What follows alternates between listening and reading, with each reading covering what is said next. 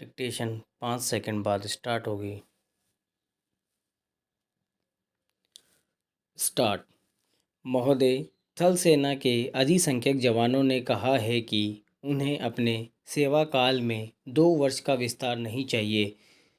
थल सेना अध्यक्ष से लेकर अधिकारियों और जवानों तक के सेवा काल 2-2 वर्ष बढ़ाने की अधिसूचना हाल ही में जारी की गई थी। इस अधिसूचना के बाद थल सेना मुख्यालय ने देश भर में अपने जवानों का एक सर्वेक्षण करवाया, जिसमें उन्होंने पूछा गया कि वे 2 वर्ष का सेवा विस्तार लेना चाहेंगे या नहीं। विश्वस्तः सैन्य सूत्रों के अनुसार थल सेना के 88% जवानों ने कहा है कि सेवानिवृत्त होने के बाद 2 वर्षों के अतिरिक्त सेवा नहीं करना चाहिए। उल्लेखनीय है कि थल सेना के जवानों की अब तक 17 वर्ष की सेवा अवधि होती है और इसके बाद उन्होंने 2 वर्ष के रिजर्व के रूप में अतिरिक्त सेवा जारी करने का विकल्प था। जवान या तो अधिकतम 19 वर्ष की नौकरी कर सकता था या अधिकतम 40 वर्ष तक सेवा में रह सकता था, लेकिन अब सरकार ने 17 वर्ष की सेवा के बाद 2 वर्ष की अतिरिक्त सेवा और इसके बाद 2 वर्ष की रिजर्व सेवा या अधिकतम 42 वर्ष तक सेवा देने की अनुमति दे दी है। लेकिन अधिक जवानों ने कहा है कि सेवानिवृत्त होने के बाद वे 2 वर्ष की विस्तारित सेवा का विकल्प नहीं चुनेंगे, अर्थात वे 40 वर्ष की उम्र के बाद ही सेवानिवृत्त हो जाना पसंद करेंगे। पैरा। जवानों की 2 वर्ष की सेवा विस्तार नहीं लेने का इच्छा पर यहाँ सैन्य हलाकों में आश्चर्य व्यक्त किया जा रहा है। सूत्रों का कहना है कि शायद इसका कारण सेना की नौकरी से जवानों का उकताना जाना है। देश में कश्मीर सहित कई राज्यों में विद्रोह और आतंकवादी गतिविधियों के कारण सेना के जवानों का जीवन काफ़ी कष्टकर हो गया है और उन्हें अत्यधिक प्रतिकूल व कठिन परिस्थितियों में ड्यूटी देनी पड़ती है। वास्तव में विद्रोही गतिविधियों को कुचलने का सर्वाधिक भार थल सेना के पैदल जवानों और कनिष्ठ अधिकारियों पर ही होता है।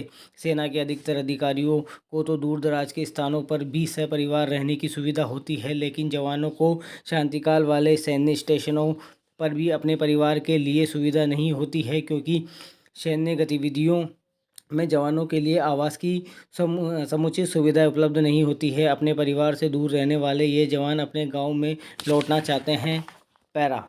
महोदय, स्वरोजगार से जुड़े लोगों की एक बड़ी समस्या होती है उनकी मासिक आय का अनियमित होना।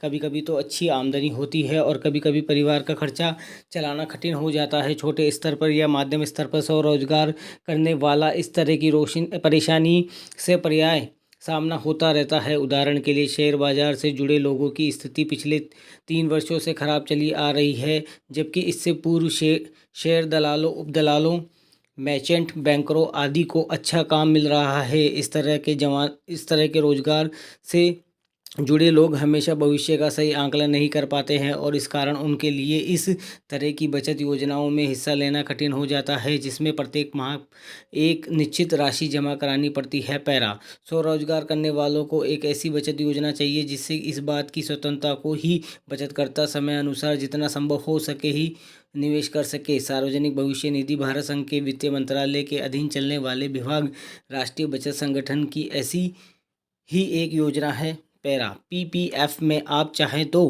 प्रत्येक महीने में पैसा जमा करा सकते हैं और यदि आर्थिक संकट में है तो पूरे वर्ष में एक बार केवल 100 रुपये जमा करके भी अपने खाते को जीवित रख सकते हैं। लेकिन यदि किसी कारण से यह रुपया भी आप किसी वर्ष नहीं जमा करा पाए तो भी कोई बात नहीं है।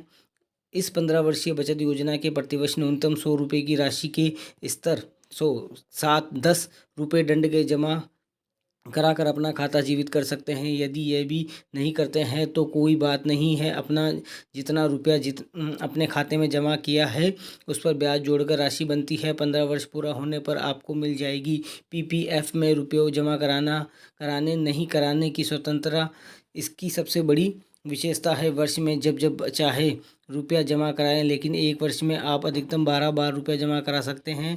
अर्थात आप चाहे तो प्रत्येक महीने एक बार जमा कराने के लिए, लेकिन पूरे वर्ष में अधिकतम 12 बार तथा कुल राशि 60,000 रुपये तक ही जमा की जा सकती है। आगे उस वर्ष आप कोई राशि जमा नहीं करा सकते हैं। पैरा। महोदय, शासकीय स्टार्ट। महोदय, शासकीय प्रोत्साहन के कारण सोयाबीन की खरीफ की एक मुख्य फसल बन चुकी है। पिछले 25 वर्षों में सोयाबीन कृषि के अंतर्गत इसका क्षेत्र विस्तार सन 1970 से 71 से 0.3 हेक्टेयर की तुलना में वर्ष 1995-96 में 48.50 लाख हेक्टेयर से बढ़ चुका है और सन 2000 तक इसका फैलाव 73 लाख हेक्टेयर तक करने के भरपूर शासकीय प्रयास हो रहे हैं। हमारे देश में कृषि भूमि का विस्तार तो हो ही सकता है, ऐसे में परंपरागत से उगाई जा रही फसलों का ही स्थान सोयाबीन ले रही है। ज्वार, मक्का जैसी फसलों के निरंतर घटते क्षेत्रफल के कारण सोयाबीन की खेती को अधिक बढ़ाने और लोकप्रिय करने और खाद्य के रूप में गेहूं की निरंतर बढ़ती मांग के फलस्वरूप इसके बढ़ते भाव से वर्ष 1996-97 में देश की गरीब जनता त्राही त्राही कर चुकी है। भारत सरकार भी इस गंभीर स्थिति का आकलन कर 40 टन गेहूं विदेशों से आयात करने को विवश है। ऐसे में परिस्थितियों का मनमाना अंदाज लगाते हुए कृषि प्रणाली के बदलते स्वरूप को देश की आवश्यकताओं के अनुरूप सही दिशा देकर हमारे राज्य